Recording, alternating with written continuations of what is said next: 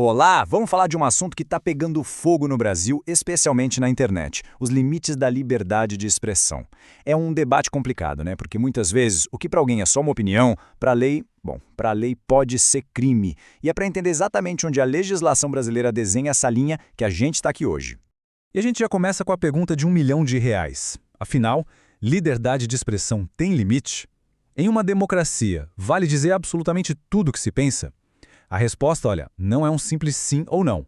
Na verdade, ela mostra que existe um equilíbrio muito, mas muito delicado entre direitos fundamentais.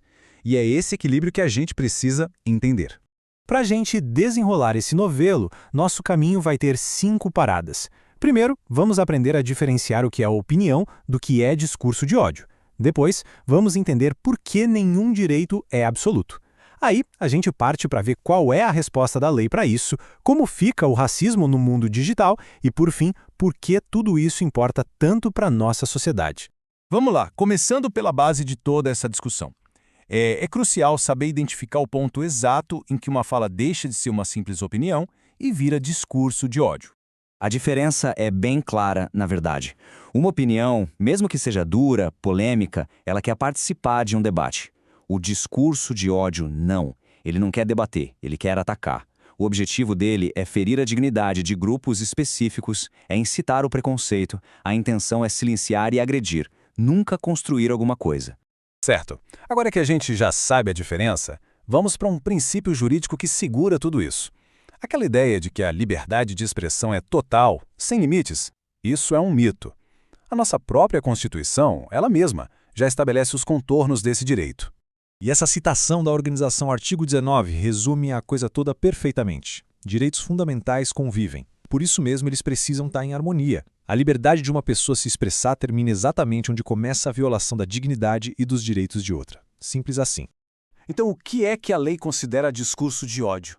É qualquer tipo de comunicação que ultrapassa a crítica e começa a incitar discriminação ou violência contra um grupo vulnerável. E um ponto fundamental aqui: esse tipo de discurso nunca acontece no vácuo, sabe? Ele sempre reforça desigualdades e opressões que, infelizmente, já existem na sociedade.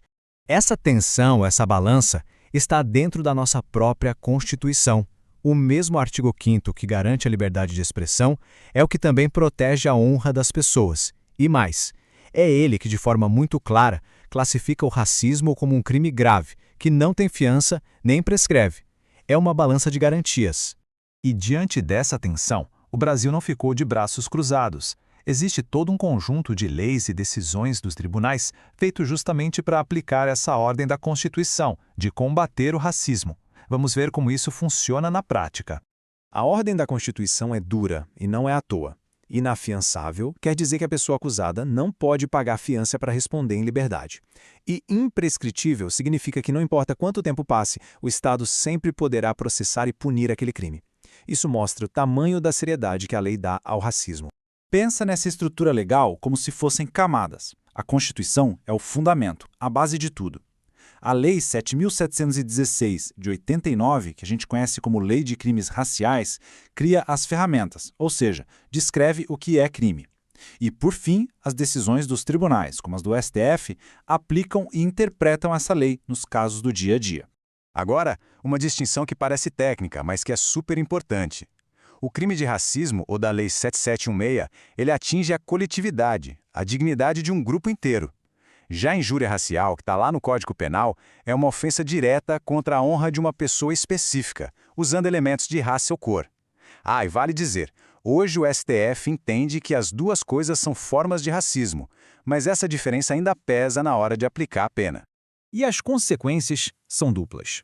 Na área criminal, praticar racismo pode dar de 2 a 5 anos de reclusão, mais multa, mas não para por aí. Na área civil, a vítima também pode processar o agressor por danos morais e buscar uma compensação em dinheiro pelo dano que sofreu. Ok, agora vamos trazer toda essa conversa para o nosso cotidiano.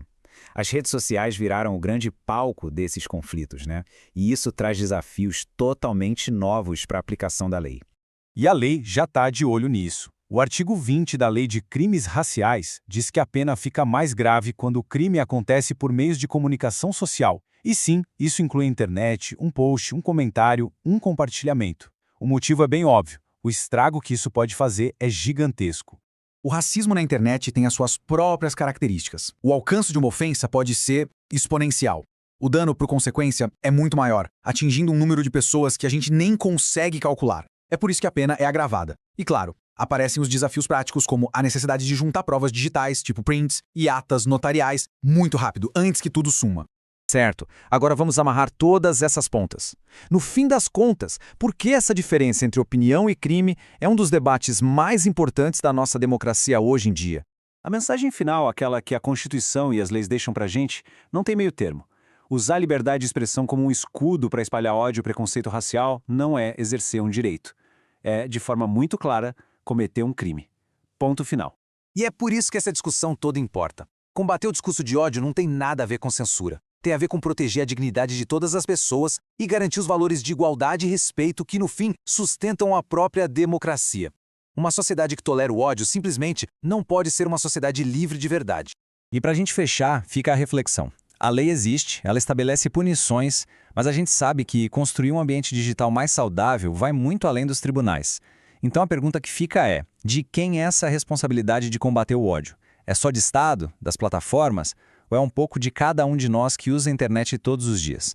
É uma questão que todos nós precisamos responder.